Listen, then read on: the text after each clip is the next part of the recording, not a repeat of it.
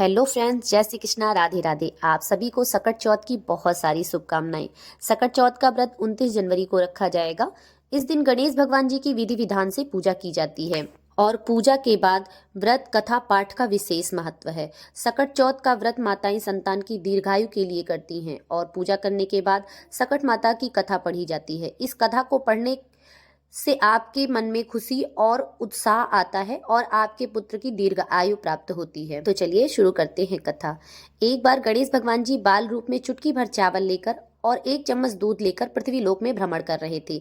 वे सबसे यह कहते फिरते कि कोई मेरी खीर बना दो, कोई मेरी खीर बना दो, लेकिन सबने उनकी बात पर ध्यान ना देकर अपने अपने काम में व्यस्त रहे। तभी एक बुढ़िया उनकी खीर बनाने के लिए तैयार हो गई।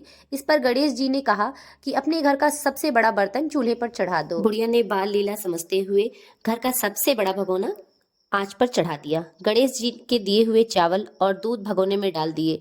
ज्यों ही डाला, भगोना पूरा भर गया। इस बीच गणेश जी वहां से चले गए और बोले, जब अम्मा खीर बन जाए तो मुझे बुला लेना। पीछे से बुढ़िया के बेटे की बहू ने 1 कटोरी खीर चुरा ली और 1 कटोरी खीर छुपाकर अपने पास रख ली।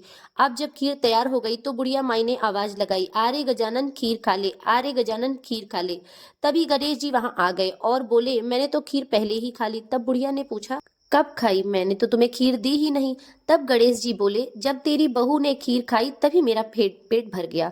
बुढ़िया ने इस पर माफी मांगी और भगवान जी से विनती की कि उसे माफ कर दे और मुझे भी माफ कर दे। इसके बाद जब बुढ़िया ने बाकी बची हुई खीर का क्या करना है गणेश भगवान से पूछा तो उन्होंने कहा कि इसे नगर में बंटवा दो और जो बचे उसे जमीन के गड्ढे में दबाकर अपने घर में दबा दो। अगले दिन जब बुढ़िया सुबह उठी तो उसकी झोपड़ी महल बन चुकी थी और खीर के पात्र में सोने जवाहरात भरे मिले। गणेश जी की कृपा से बुढ़िया का घर धन दौलत से भर गया। और हे गणेश जी, जैसे उस बुढ़िया पर कृपा किए हैं वैसे हम सभी पर आप सभी की कृपा बनी रहे और हमारा जीवन धन्य हो और हमारे पुत्र की दीर्घायु हो।